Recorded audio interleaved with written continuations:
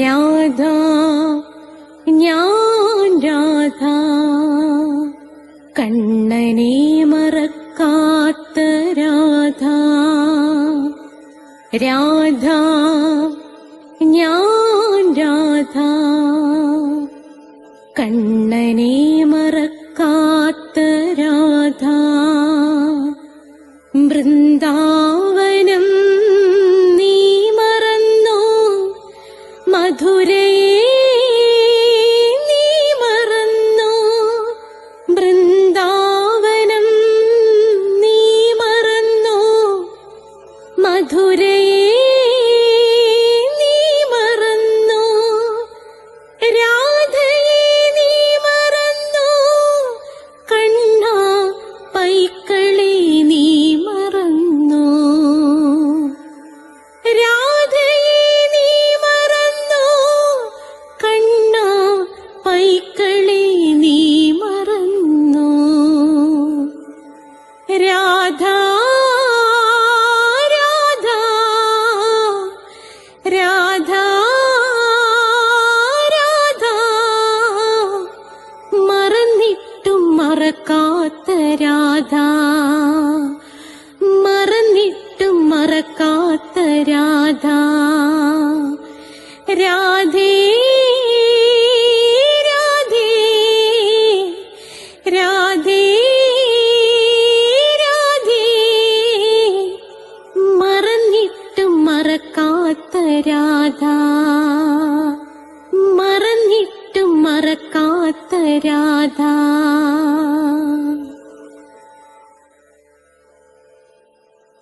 രാധേ രാധേ ഓ രാധേ രാധേ രാധേ രാധേ ഓ രാധേ രാധേ. രാധേ രാധേ എന്ന ചാനലിൻ്റെ നാരായണീയൻ ക്ലാസ്സുകളിലേക്ക് എല്ലാ പ്രിയപ്പെട്ട പ്രേക്ഷകർക്കും സ്വാഗതം. ഇത് നമ്മുടെ 101ാമത്തെ എപ്പിസോഡാണ്. 10ാമത്തെ ദശകമാണ്. 5ാമത്തെ ശ്ലോകമാണ്. ഇതിനു മുമ്പുള്ള എപ്പിസോഡുകൾ നിങ്ങൾക്ക് പ്ലേലിസ്റ്റിൽ നിന്ന് കിട്ടുന്നതാണ്. നിങ്ങൾ സബ്സ്ക്രൈബ് ചെയ്താൽ എല്ലാ തിങ്കളാഴ്ചയും 12 മണിക്ക് നാരായണീയത്തിൻ്റെ ക്ലാസ്, എല്ലാ ചൊവ്വാഴ്ചയും 12 മണിക്ക് കൃഷ്ണൻ്റെ സർവസ്വവുമായ രാധാറാണിയുടെ ജനനം മുതൽ മരണം വരെയുള്ള ത്രസിപ്പിക്കുന്ന ജീവിതകഥ അവതരിപ്പിക്കുകയാണ്. അതുപോലെ നിങ്ങൾക്കൊരു സന്തോഷ വർത്തമാനമുണ്ട്. ഈ ബുധനാഴ്ച, അതായത് മറ്റന്നാൾ, ഭജഗോവിന്ദത്തിൻ്റെ ക്ലാസ് ആരംഭിക്കുകയാണ്. ശങ്കരാചാര്യ സ്വാമികളുടെ അതിപ്രശസ്തമായ ഭജഗോവിന്ദത്തിൻ്റെ ക്ലാസ് നമ്മൾ ആരംഭിക്കുകയാണ്. പിന്നെ നമുക്ക് സ്പോക്കൺ ഇംഗ്ലീഷ് ഉണ്ട്.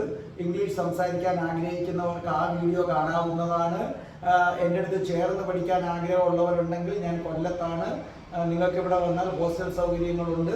30 ദിവസം കൊണ്ട് ഇംഗ്ലീഷ് സംസാരിക്കും. ഇല്ലെങ്കിൽ ഫുൾ എമൗണ്ട് തിരിച്ചു തരുമെന്നുള്ളതാണ്. ആൺകുട്ടികൾക്കും പെൺകുട്ടികൾക്കും പ്രത്യേക ഹോസ്റ്റൽ സൗകര്യമുണ്ട്. അതിനെക്കുറിച്ച് ഡീറ്റെയിൽസ് അറിയണമെങ്കിൽ എൻ്റെ 96453339 വിളിച്ചാൽ മതി. ഡിസ്ക്രിപ്ഷൻ ബോക്സിൽ നമ്പറുണ്ട്. അതേ കണക്ക് തന്നെ ജ്യോതിഷമുണ്ട്. ഓരോ മാസത്തിൽ ജനിച്ചവരുടെ ഫലം, നക്ഷത്രങ്ങളിൽ ജനിച്ചവരുടെ ഫലം പ്രത്യേകം കൊടുത്തിട്ടുണ്ട്. നിങ്ങളത് കേൾക്കുക. ജ്യോതിഷപരമായി നിങ്ങൾക്ക് എന്തെങ്കിലും സംശയം ഉണ്ടെങ്കിൽ എൻ്റെ 96453339 വിളിച്ചാൽ മതി. തികച്ചും സൗജന്യമാണ്. അതേ കണക്ക് തന്നെ അഷ്ടാവക്ര ഗീത എടുക്കണം. അഷ്ടാവക്ര ഗീത നിങ്ങൾ ഒരിക്കലും കാണാതെ പോകരുത്. അത്രയ്ക്ക് ഒരു ഹിന്ദു മരിക്കുന്നതിന് മുമ്പ് അഷ്ടാവക്ര ഗീത കേട്ടിരിക്കണം. അതുകൂടാതെ തന്നെ നമുക്ക് രാധികാ കവചമുണ്ട്. പിന്നെ 2 ഞാൻ പഠിപ്പിച്ചിട്ടുണ്ട്. രാധാ സഹസ്രനാമമുണ്ട്. പിന്നെ നമുക്ക് ശ്രീബുദ്ധൻ്റെ ജനനം മുതൽ മരണം വരെയുള്ള ജീവിതകഥയുണ്ട്. ഭക്തമീരയുടെ ഉണ്ട്. നിരവധി ഷോർട്ട് വീഡിയോസ് ഉണ്ട്.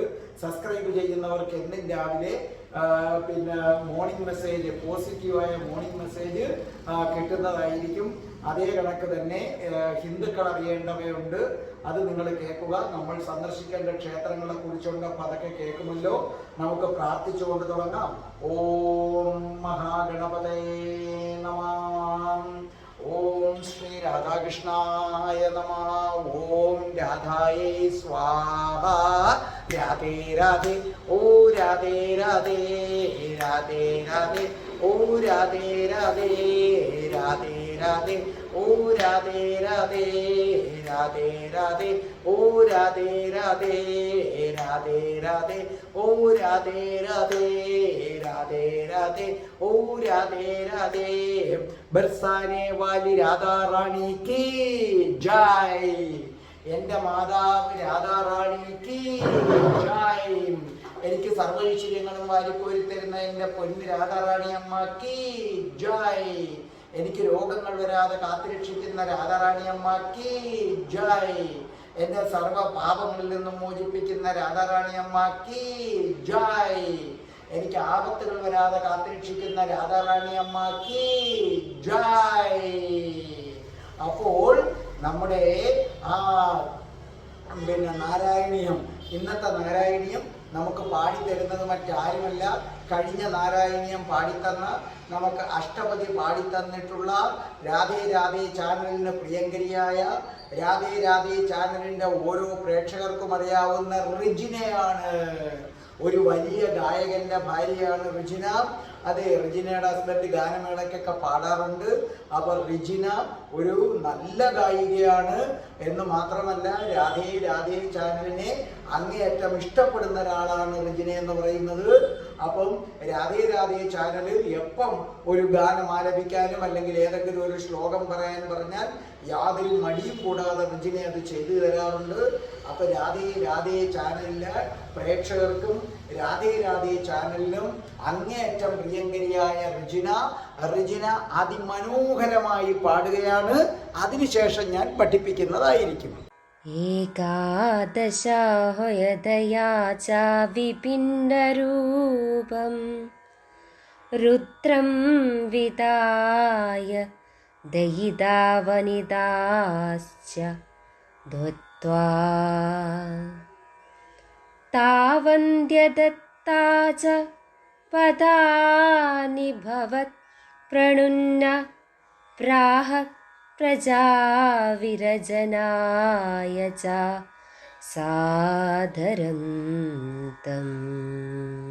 അപ്പോൾ നമ്മുടെ റിജിന അത് അതിമനോഹരമായി പാടിത്തന്നത് നിങ്ങൾ കേട്ടല്ലോ. ഇത് ഒരു കൊച്ചു ശ്ലോകമാണ്, അതുകൊണ്ട് തന്നെ നമുക്ക് വളരെ വേഗം ഇത് തീരുന്നതാണ്. അപ്പം നിങ്ങൾ ശ്രദ്ധിച്ചു കേട്ടെ. ഏകാദശാക്വയതയാ ച വിഭിന്ന രൂപം രുദ്രം വിധായ ദയിത വനിതാച്ച ദത്വാ താവന്ത്യദത്ത ച പദാനി ഭവത് പ്രണുന്ന പ്രാഹ പ്രജാ വിരജനായ ച സാദരം തം. ഏകാദശാക്വയതായ അർത്ഥം 11 പേരുകൾ ഉള്ളതിനാൽ, 11 പേരുകൾ ഉള്ളതിനാൽ. വിഭിന്ന രൂപം അർത്ഥം വ്യത്യസ്തമായ രൂപങ്ങൾ. വിധായ അർത്ഥം ഉണ്ടാക്കിയിട്ട്. ദൈത ദൈത ഭാര്യമാരായി. വനിതാച്ഛ വനിതാച്ഛ എന്ന് പറഞ്ഞാൽ അർത്ഥം സ്ത്രീകളെയും.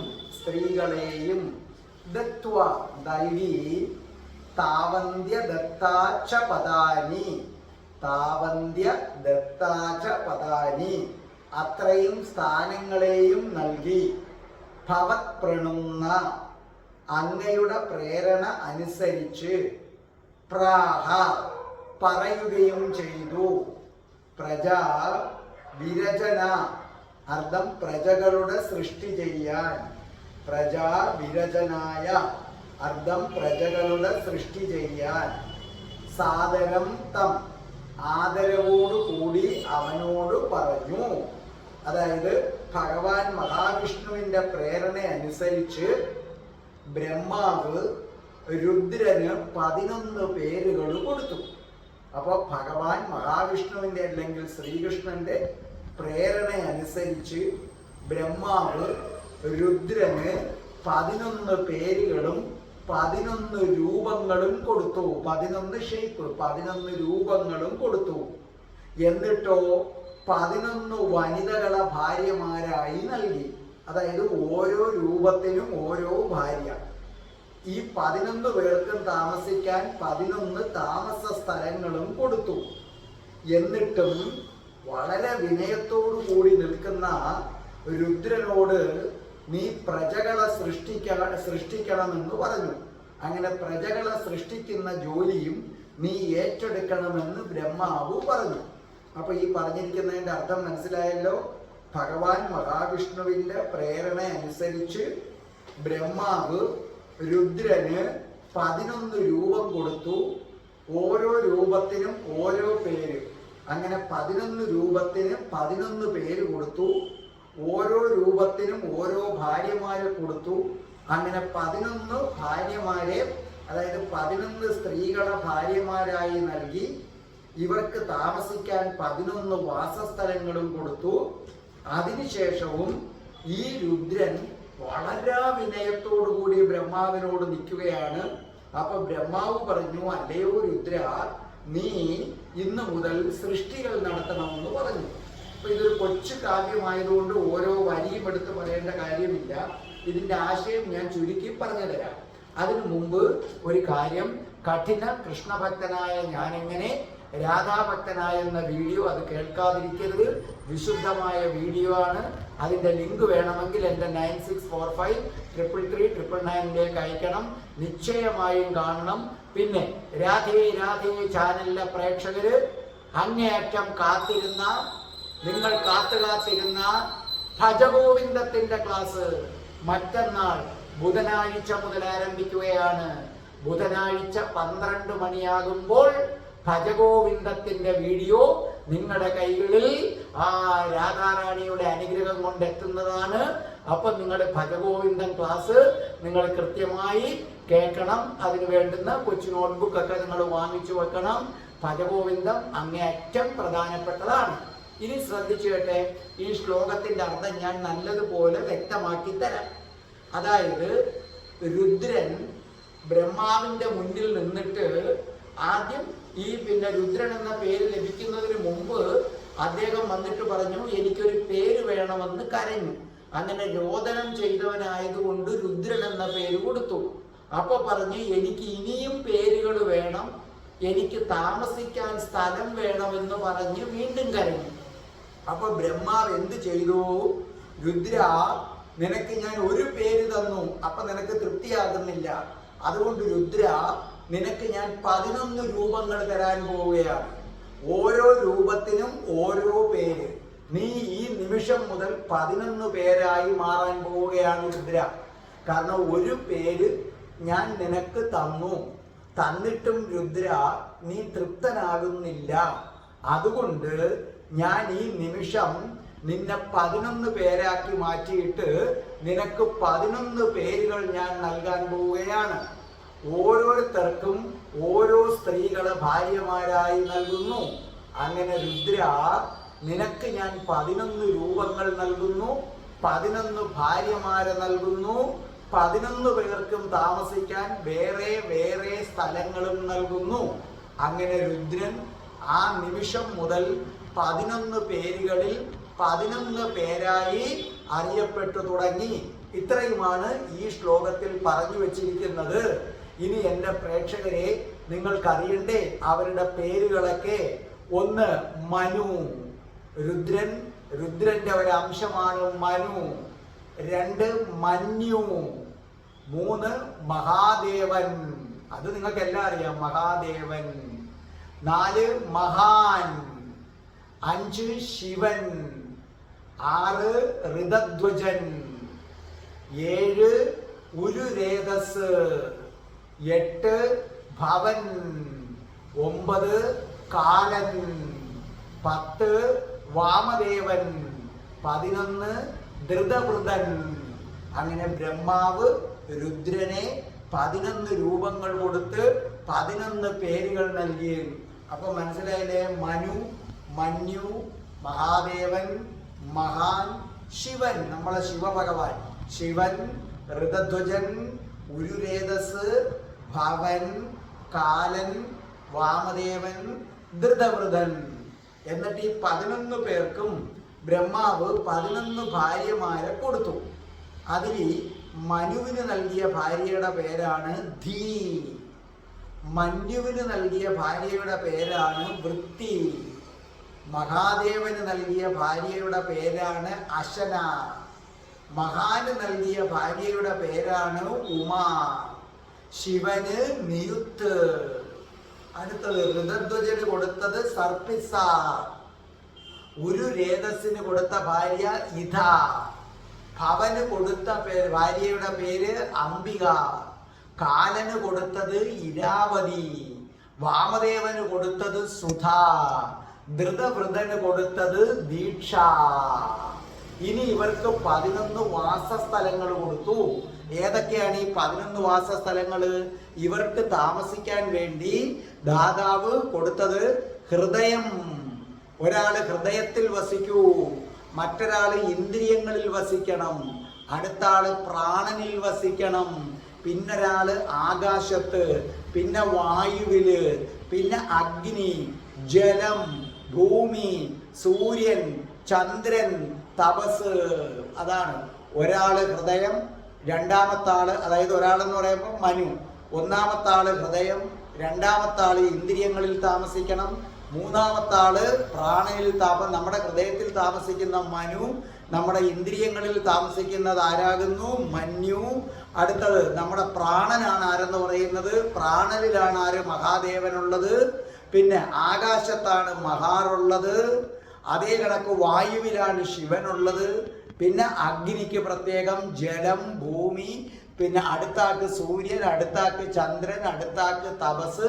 ഇങ്ങനെ 11 സ്ഥാനങ്ങൾ അവർക്ക് കൊടുക്കുകയും ചെയ്തു.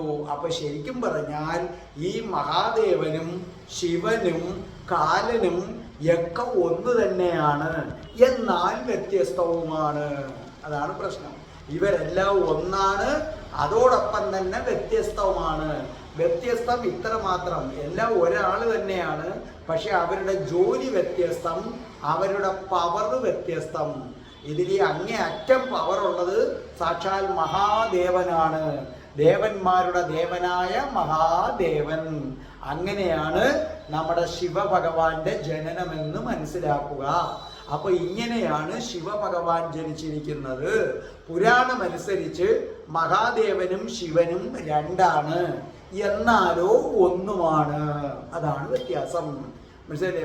അതായത് നമ്മളും നമ്മുടെ കുഞ്ഞും ഒന്നാണ്, എന്നാൽ നമ്മളും നമ്മുടെ മകനും ഏതാണ്? അതേ സമയം 2ആണ്. അതേ കണക്ക് മഹാദേവനും ശിവനും കാലനും എല്ലാം വ്യത്യസ്തവുമാണ്, എന്നാൽ ഇവർ 3 പേരും ആര് തന്നെയാണ്? ഒന്ന് തന്നെയാണ്. അങ്ങനെയാണ് രുദ്രന്റെയും ശിവന്റെയും മഹാദേവന്റെയും ഒക്കെ സൃഷ്ടി എന്ന് ബ്രഹ്മാവ് പറയുന്നു. അങ്ങനെ ആ കൊച്ചു ശ്ലോകം തീരുന്നു. അപ്പൊ ഇവിടെയും വ്യക്തമാക്കുന്നത് മഹാവിഷ്ണുവിന്റെ പ്രേരണയാലാണ് ഇവർ നിർമ്മിച്ചിരിക്കുന്നത്. അപ്പൊ ശിവനും മഹാദേവനും ഇല്ലേ, ഇവരുടെ ഒക്കെ സൃഷ്ടിക്ക് പാത്രമാകുന്നത് ആരാകുന്നു? സാക്ഷാൽ മഹാവിഷ്ണുവാണ്. അപ്പൊ മഹാവിഷ്ണുവാണ് ഏറ്റവും ശക്തനായ ദൈവം എന്ന് അടിവരയിട്ട് ഭട്ടതിരിപ്പാട് പറയുകയാണ്. അപ്പൊ സാക്ഷാൽ മഹാവിഷ്ണു തന്നെയാണ് ഏറ്റവും ശക്തനും ഏറ്റവും ശ്രേഷ്ഠനും. ഓം നമോ നാരായണായ. രാധേ രാധേ. ഓ രാധേ രാധേ. രാധേ രാധേ. ഓ രാധേ രാധേ. രാധേ രാധേ. ഓ രാധേ രാധേ. രാധേ രാധേ. ഓ രാധേ രാധേ. രാധേ രാധേ. ഓ രാധേ രാധേ.